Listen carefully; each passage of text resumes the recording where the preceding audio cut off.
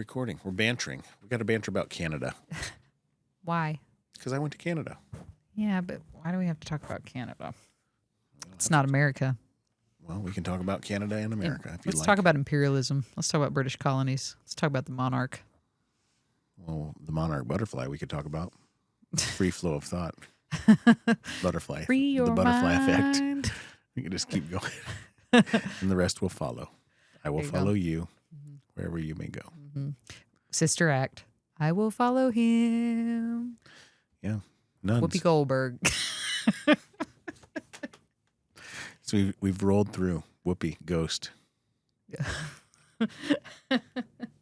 Patrick Swayze.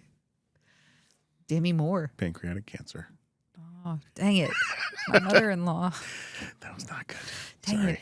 I miss Fee. She was such a sweet, sweet, sweet lady. Sweet. I sweet loved lady. listening to her talk about baseball. So she was a big Minnesota Twins fan. Nice. And you'd call her and be like, how's it going, Fee? And she's like, oh, great. Just stayed up a little late last night watching the Twins, you know. And I would Kirby Puckett. and I was like, oh, how did they do? She goes, oh, I don't know. But, you know, the guy went up to bat and he got hit with the ball, but he's just so tough. So he just kept going and he got up and he took his base like a champ, you know. Nice. Oofta, it was a hard throw. You know, she was very classically like. From Minnesota? She was from East South Dakota, so close to the Minnesota border. So they have a very. Where's Fargo? That's North Dakota. North Dakota. Yeah, different state, buddy. Your accent reminds me of Fargo. Yeah, no, she was had more of a Minnesota. She loved some cheese curds. Yeah. She's a very, very, very sweet lady. Cheese curds. I had some cheese curds in Canada on my poutine. Oh, yeah. You were not a big fan of poutine. Makes me sad. It's I don't cheesy know. potatoes with gravy. Yeah, Like, what's I'm not not to love? certain how I could take three things that I really like: French fries, gravy, and cheese curds, and put them in a way that I don't like them. Right. I'm just so surprised you didn't like them. I don't know. I think maybe I would just eating French fries with a fork is not my deal. If they're covered in cheese and gravy, Right. why not? When you Like, have you want to. a shovel? No, I eat French fries with my fingers. I Maybe guess. just take the boat and just like Just- slide it down your gullet. Like, oh, gross. That's tasty. Not mukbang on here. We're not doing that. I don't know what mukbang is, That's like a form of entertainment where people listen to people AJ. eating. but that's ASMR or AJ. That's different, but it's like people who like to watch people eat and hear all the sounds of people eating. You do some weird stuff. I did I'm show just our gonna say staff Courtney Cook's Insta, like the lady on Don't Instagram. know who that is. She eats the weirdest foods and makes the weirdest foods. And I introduced the staff to her yesterday and showed them some of the stuff she eats. Why It's would you do pretty that? fun. Because she's got such a positive attitude. She's About like, I'm eating making garbage. spaghetti, and she makes the noodles and she puts like a pound of mozzarella cheese on noodles straight out and then a bunch of marinara. She's like, I don't have any Parmesan, but we're not stressing. We're just going to use some Velveeta. Like, she just Rando. off the wall. Well, we haven't done our intro. So, hey, and welcome to Slice of Piper. I'm Dr. Piper. I'm here with Taylor. We're talking about Velveeta on spaghetti and some sort of weird bing bong or something. Mukbang. Yeah, we're not talking about that anymore. Weird. Watch people eat. Mm-hmm. Blah. Yeah. She like literally eats like she works as a teacher. She teaches British literature and she'll bring like a sweet potato that's like baked to work and she has it like on legal paper, like on her desk and like just rips the end off, shoves a giant thing of cheese in it and just eats it like it's a taco. What? Yeah. And I love her. She probably gets paid money online. She probably does, but she always looks so happy with everything she's eating and she's like, we're not stressing. Yeah. Well, being happy, that's good. You That would is a like good her. thing. You and her would be best friends. That- I'm convinced. Well, then maybe I should watch. You maybe should. we should call her. We should get her on the pod. Oh, I'm sure she would. She'd probably love it. It'd be Taylor's top day. I'll have to make you try some of the interesting things she eats. Spaghetti and Velveeta still doesn't sound too bad. Okay, so she'll do like onion cups, like literally takes an onion and just chops it in half. Nice. And takes the things off and doesn't chop them any smaller. They're just like the straight up onion. She calls them onion Right. cups. Yes. And puts random foods in there and eats that. Like It's in like a a car. stuffed bell pepper of onion and Correct. Raw onion. Yeah. gummy bears.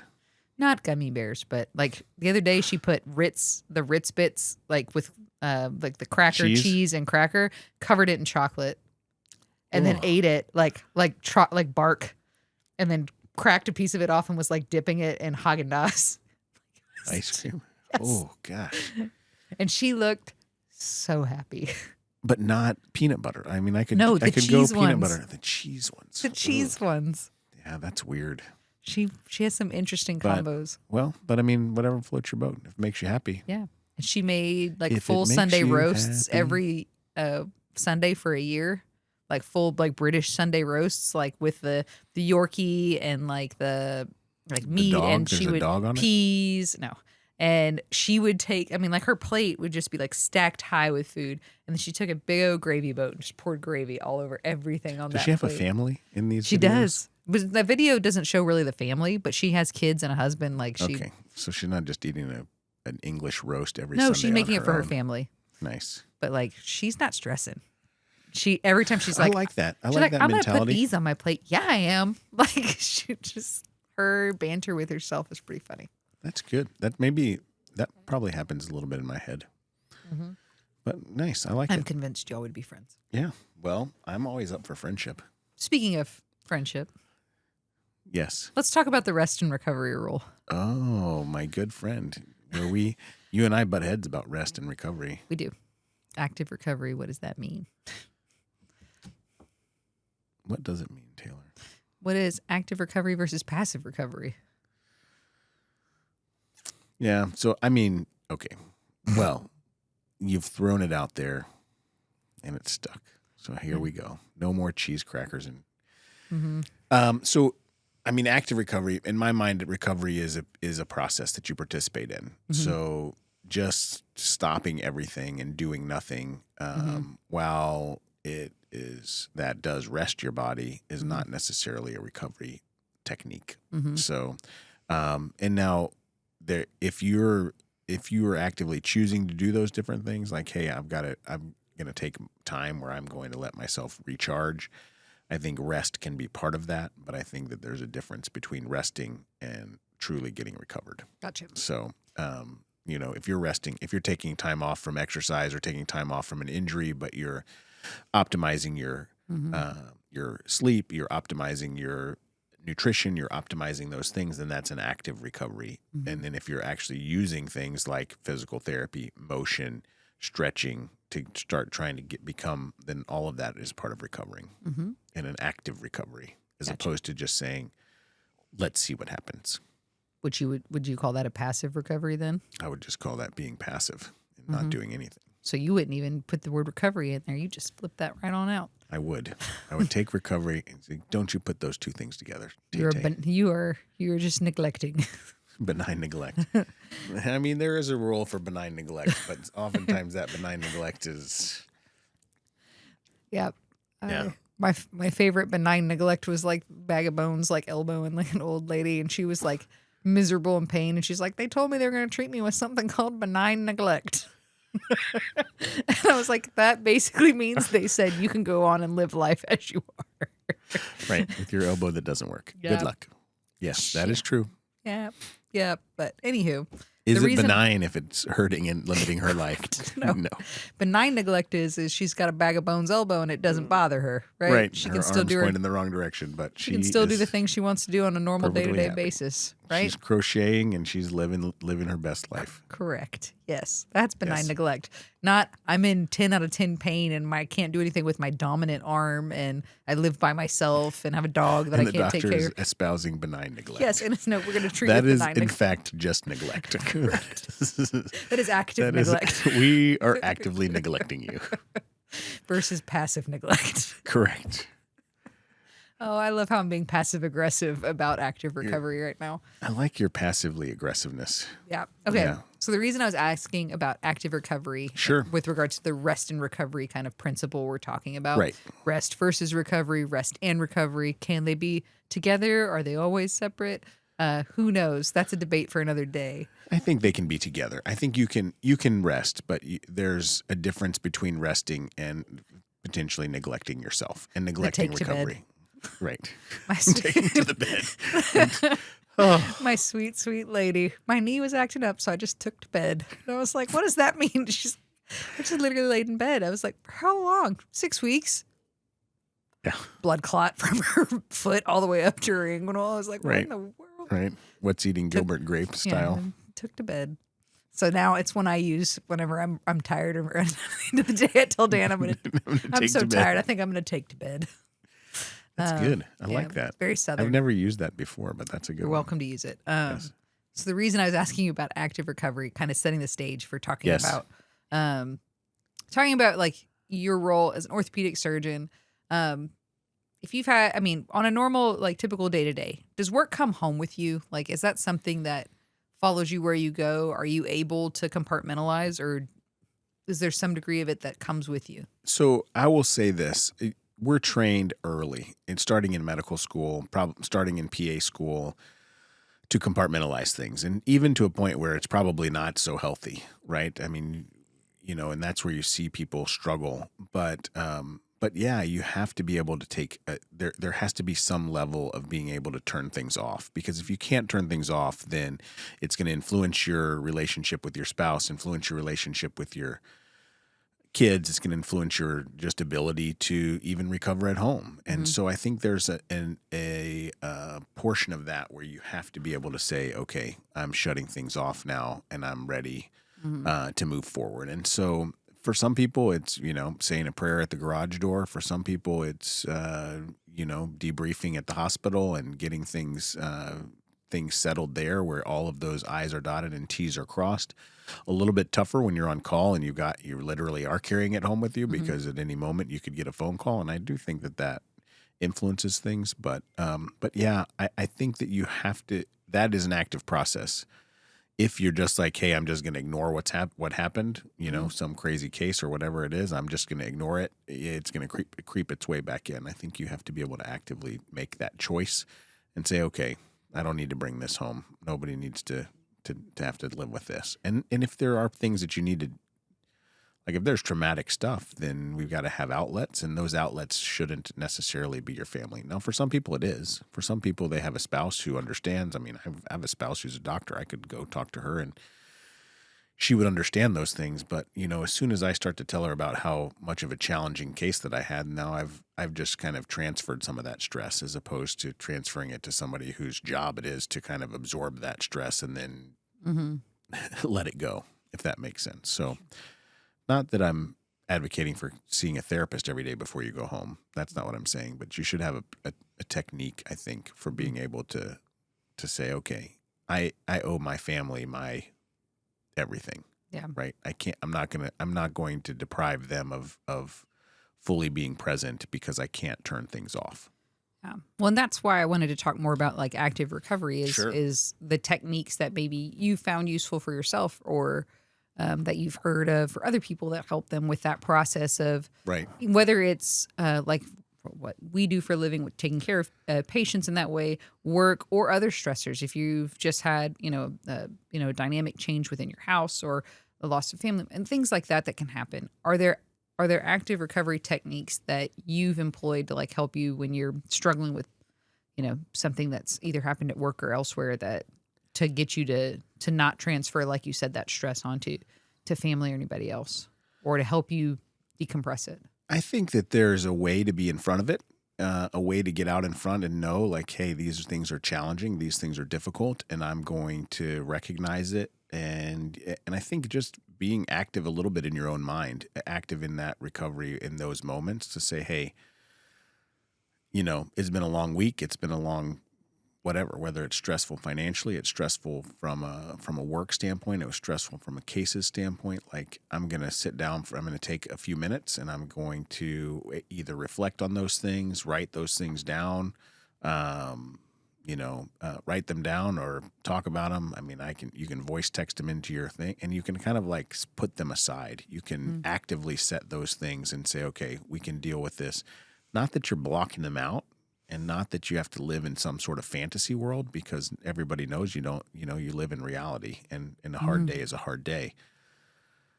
But to make those commitments to recharge for your family, to make those commitments to recharge for the people that you're around, like, Like, I mean, same thing happens here. We have a crazy late night at work. We have all this different stuff. And does it, I got to make a choice when I get here. Am I going to just bite everybody's head off all day long because I'm, cranky from not getting enough sleep? Or can you make an active decision to say, these people are here trying to help me, trying to do the, work towards the goals that I'm working towards, make progress that I'm making progress for, and have gratitude and respect for them in the way that it needs to be there. Right. So I think that something, to think about as well, you talked about kind of getting ahead of it. right. And so having practices in place that you do that are good for that and help fill that cup back up, right? That Right. help you to feel like you have the bandwidth to be to make the active decision to be kind. Like for me, I never thought it would be this, but it's physical activity, being active in something that I enjoy doing. Sure. Right? Like, yes, I complain about how hard like workouts are, but I enjoy going to them Right. because I like going. I like somebody else telling me what to do. I don't like having to think or plan it. If physical activity for me was me going to work out in my home gym, yeah, I had one of those for years and never touched it. Why? That's interesting. And so I enjoy going and showing up somewhere most days of the week. At least I'm a better person if I do it every day, but not going more than 48 hours without moving my body in some way, whether that's going to the gym and the gym where they tell me what to do and I show up and I just try my hardest to do everything without hurting myself. I'm not looking to become one of your patients. But doing that, sometimes it's not just that, but like I actually found out I enjoy working out with my husband. So we go and on 2 days a week, we do a workout together in our home gym. And again, it's more of we've decided these are the things we're going to do. It's easy. We don't have to think about it. And so we go for our run, then we come back, we do our exercises together, and then, we move on with our day. And it's a way that we spend time together and keep movement as a priority. And we're both nicer people, right? When we feel like we've taken care of ourselves, right? That's true active recovery. True. And it sounds passive because you're letting somebody tell you what to do. Right. But the reality is that you're not. You're making that decision. I've offloaded the mental load of planning to somebody who's more of an expert at it than I am, right? Right. Now, I am a sports medicine PA, so like I don't do everything they tell me to do. When they're doing crazy box jumps, I don't do that. I'm a 37-year-old woman who's had previous orthopedic surgery. I'm not doing that. I'm going to modify that, but that's easy. Like I don't have to, that's not effort on my part to go, instead of doing box jumps, I'm just going to do my Mario jumps and call it good. Instead of doing box jumps, I'm just going to do Houston Rockettes high kicks. There you go. Link arms and one. So yeah, and with default with that, I found other people who that's a priority for them too, right? Sure. So I have my husband. I also have a buddy that also is in a similar line of work that we meet up a couple of times and do those exercises together. And she's on a similar pace and similar goals to me. So it's fun to do those, Does her name rhyme with Mashley? It does. Hey, Ashley. When you come on the pod, Ash? Probably never. He's not going to come on the podcast. Damn it. Now I got to go write that down. It's okay. It's a stressor. It's a stressor. But journaling is a big one that a lot of people like. I'm not a fan of journaling. That's not something that I've found useful for myself. Sure. Because it just, again, the way my brain works. But that's the thing is you have to keep trying. Don't do the same thing over and over again that doesn't fill you up. No me question. telling myself, I'm going to go out to my gym and I'm just going to lift some weights didn't do it for me. Right. Me saying, I'm going to run a 5K, 3 times a week didn't do it. I hated it, right? But this is something I enjoy and I feel better and I've got more energy and stamina to deal with bumps in the road as they come, right? Agreed. And I can bring that energy and that, to my patients, and I enjoy getting to do that. Active recovery. Yeah. You're definitely not resting, and you're not taking to bed. I wish I was taking to bed. Is that what it was called again? Taking? She said I took to bed. That's awesome. That's got to be like straight from Gone with the Wind or something, right? Mississippi, Alabama. Like I just remember looking at her, like licking her leg, and the appointment was for knee pain, but her entire leg was just like 3 times the size of the other leg, and I was like, I think you took to bed too long. I think you got a blood clot. And she's like, you reckon? And I was like, I reckon. Let's just go ahead and get you one of them fancy ultrasounds real quick like. And they're like, she has a blood clot. Yeah. She has a blood clot that's going all the way up to her brain. Yeah. They're like, what would you like us to do? I'm like, straight to ER. Like, you're not past go. Correct. Don't let her go home. For sure. Let the smarter people who are more qualified to deal with this get this lady I like it. skied away. Take to bed. Don't take to bed. Don't take to bed. Agreed. Yeah. I think that actively recovering is, that's a key. It's a key that we see in almost all orthopedic injuries. Ultimately, you've got to be able to, you've got to become active so that you can re-engage the muscles, re-engage the tendons, re-engage the proprioception, which is obviously positioning your body in space, because all of those things start to disappear as you start to let activity go away. And sometimes we have to do that. We have to shut down the foot or the ankle or the knee or the femur so that we can allow things to heal. But there's a moment of that and I think maybe the active recovery in those moments is a lot more of a mental game, right? Because it drives people crazy to not be able to do the things they want to do. Yeah. And there's that moment, if you just sit there passively, then you can let those thoughts of just like, and we see folks, kids and adults who just go and they have situational type depression. They have situational issues. And it's like, hey, you're a 15-year-old AAU basketball player who's told me before this ACL tear that your goal was to play collegiate basketball, right? You want to play in the WNBA, right? That was what you told me. We did an ACL. We said, hey, we've got to get this going. When's the last time you did your exercises? I stopped going to PT 2 weeks ago. Right. And they're 4 weeks in. Yeah. And you're just like, wait a second, what happened? And I think there's those moments where that stress, that mental stress of being shut down is so hard to not be able to do those things. And if you can't mentally get around it, and now some of that is true situational depression, that's a chemical imbalance in your brain. So I'm not saying that you're actively making that choice, but that is a challenge, right? And that is what truly just being passive in that moment. And then what ends up happening is we lose range of motion. We have to have other surgeries. We have to do manipulations. We have to do other crazy stuff. Yeah. And it's like, dear Lord, this is not good. When you think about it, like situational depression and the chemical imbalance in their brain, their body is so hardwired and used to getting to do all these physical things. And you've just taken away that. And that's what we talk about things like all these different addictions and things as crutches, right? I often do. I say the reason that they're crutches is they work, right? They keep you moving. For some people, it's alcohol. For some people, it's food. For some people, it's drugs. For some people, it's exercise and physical activity, which is most of the time pretty healthy outlet, right? Not podcasts. But when you take their crutch away and they don't have another thing, what happens, right? I mean, things start to get wonky. And so you're like, I try to, encourage patients when they're in a true rest period, like let's say I've shut them down because they've got a stress fracture in their foot and I've put them in a boot or in their ankle or whatever. And I'm saying, hey, this is true rest. We need to let your body have the things that it needs to heal. I tell them to focus their energy on things like nutrition, hydration, right? Give your body the building blocks it needs to heal this up.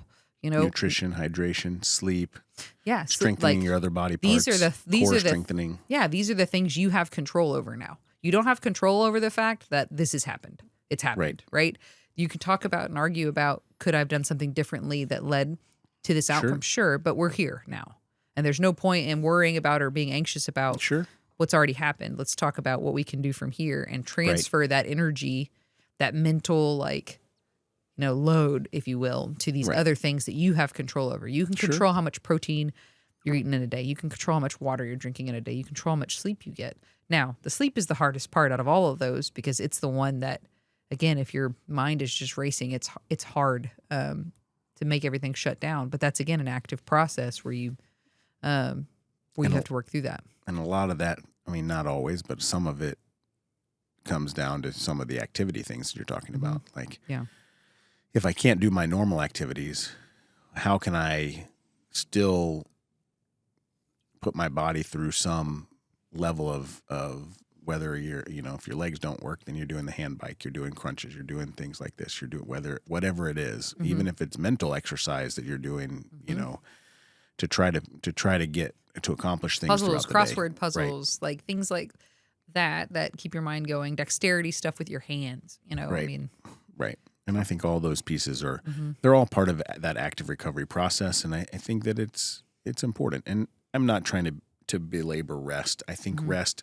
for the sake of doing nothing Mhm. is Taking to bed. more of my, right, taking to bed. That's it. Write a book about that. I took to bed Hey, and I like it. that's it. All good. Yeah. What else? There was, Well, I mean, in talking about this, like, it kind of brings up the topic of burnout, right? Yeah. Like, if you're not, why do you think that people that are such high performers end up having burnout? And I think the kind of thing that we've talked about here that circles around that is again, not having ways and methods and strategies to decompress, right. right? I And to agree. find healthy outlets on where to put the stress, anxiety, worry that you have from work to optimize that so you don't have as much at work Sure. and that you're not bringing that home with you for sure, Right. even on a day where you couldn't control.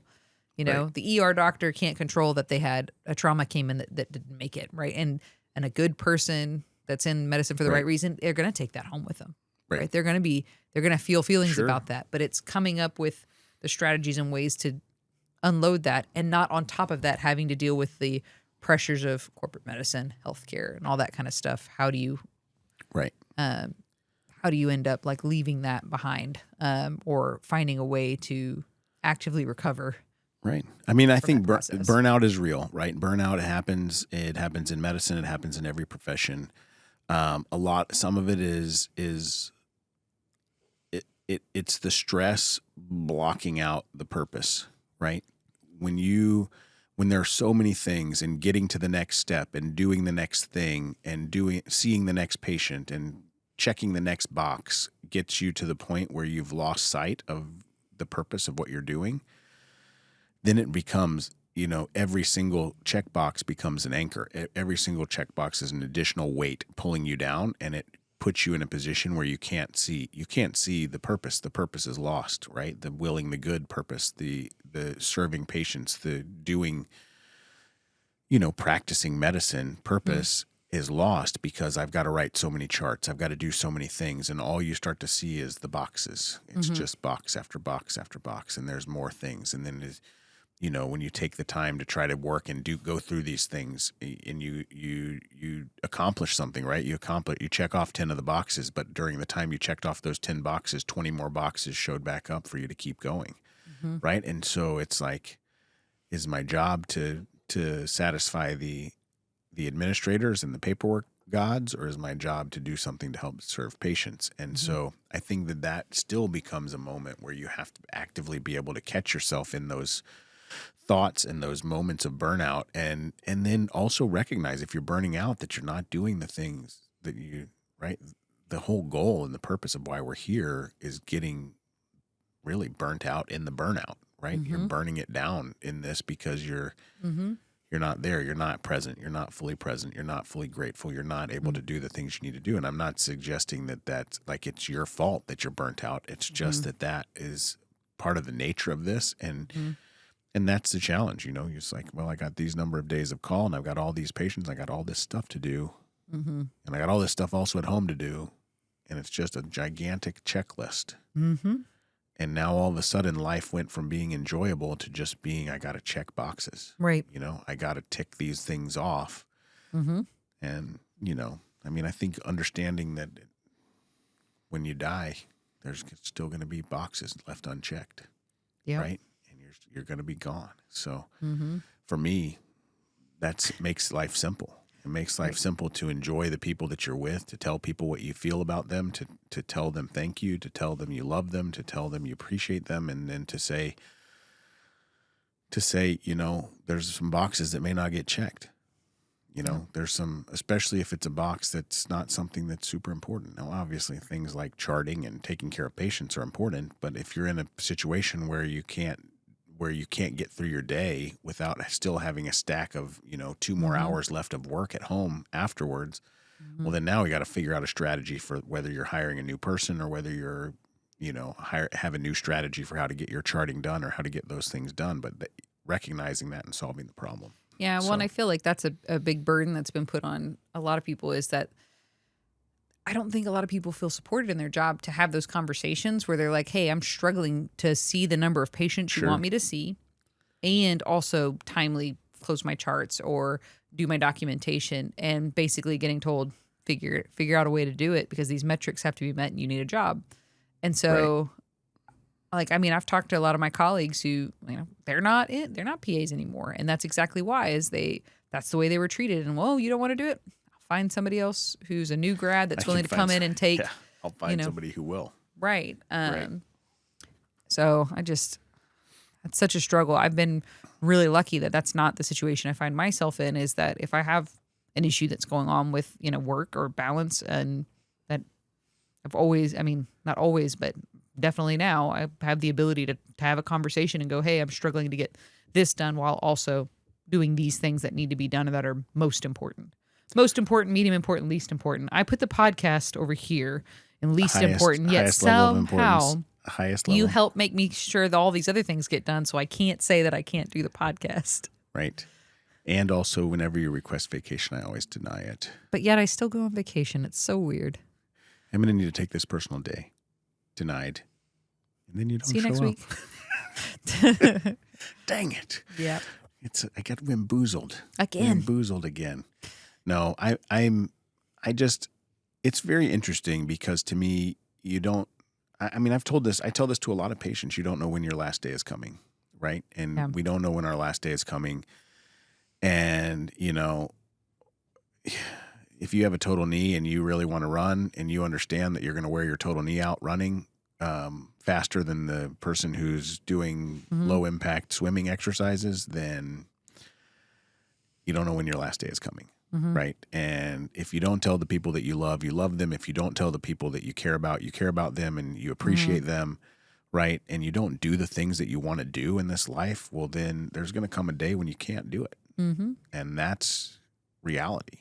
Right. That's just, we weren't talking much about Canada, but we went and hiked. We hiked, 25,000 steps a day. My 15-year-old, after we did all the hiking, and Chrissy and I were like, we can barely even move, went and ran 7 miles, right? But there's a moment, and that moment for me is now, where I couldn't have gone and run 7 miles even if a bear was chasing me, Like, good thing you had some bear spray. We did have plenty of bear spray. That's true. And yeah, just in case. But all of that piece is to say, cherish life, love the people you're with, tell people you're thankful for them, be grateful for the things that you have, and then take a few moments to just actively be present and get recovered from the things that you're dealing with, and then be grateful for what you have. And there's plenty of people who have a really much harder time than I do. And maybe it's not that easy to be grateful for when you're really struggling in life. Yeah. Well, and I think reflecting on I try to sometimes to reorient myself, will think, what do I want people to say about me? Right? What do I hope people, when they think about me, what do they think? Like, do I want them to think for example, my kids, if I'm thinking from their perspective, do I want them to tell people, oh, my mom was a really hard worker, never saw her because she was always at work, she was always taking calls, she was always busy, and I didn't get to spend much time with her. And her boss never gave her vacation. Right. Like, do I want them to have that as the memory of me, is that, well, she was really dedicated and hardworking, and she gave everything to her patients, but when she came home, she was always so exhausted that she took to bed. Or she always had blood clots. Or was too busy doing chores to play with us. Right. Things like that. It's in thinking about things like that going, man, I really need to shift the narrative to what I would hope that they say about me is that mom was fun. That we had a good time. Mom taught me a lot. Mom spent time teaching me how to, cook meals rather than just doing it for me. Sure. Right. Mom, pushed me to do hard things, but was there with me, through I don't want it to be all sunshine and rainbows either, but thinking about it from that perspective. Sunshine. And the same thing of my patients. I want my patients to hear, see me and think, she listened. She heard me. She was paying attention. She was engaged. She gave me the time I needed. Right. I can't control everything. I am not the smartest person on the planet. I don't know everything, but that if I listen, I can get enough of the information to get there. Right. If I do an exam and lay my hands on them and actually examine their knee, their shoulder, whatever, I get so sad when I hear them, talk about like their experiences. I had one of the last patients I just saw was just like, oh, we went to see somebody about this and they just told me that I needed to go see a psychologist. And I mean, we just talked about what that person's x-rays looked like. And I'm like, yeah, they've got underlying anatomical, dysplasia that if this person had gotten x-rays on onset of symptoms, they would be 5 years better than they are right now. No doubt. And I think what you're describing, for if you're going to give it in one word, is empathy, right? It's understanding. It's not ego. What do I really hope people, what do I hope people say about me? Yeah. But how do I hope that I make people feel? Correct. Right. Yeah. And how do I recognize how they feel? And I think that empathy is huge in this world and in terms of what the legacy that you leave ultimately with your kids or with your patients or with whoever you're with. And right. so I like it. Very nice. Cool. Well, it's been another nice podcast. Appreciate the olive scrubs again. Like, quit talking about my olive scrubs. Yes. You and bringing up my scrub color. Perfect. Well, we'll just keep it going. I'll just keep talking about your glasses too, just to make it awkward. Well, I've had multiple people tell me that I look like Clark Kent, like a bald Clark Kent. I thought Clark Kent was bald. Was he bald? No. Superman. He's got like the black I was going to say, he has regular hair. I know. Oh, geez. My Teenage Mutant Ninja Turtle. Maybe. A little bit. Donatello. Raphael. No, Raphael's a grump. Splinter. You're more like Mikey. What was the rat's name? Splinter is the rat. Master Splinter. Shredder is the bad guy. I don't want to be that guy. Well, Taylor, thank you again. Have a wonderful day. You too. Thanks for coming back on the pod after a nice, active recovery. Mm-hmm. I think I'll take to bed now. Yes. I'm doing it. You do you, boo. I think this is part of your active recovery process.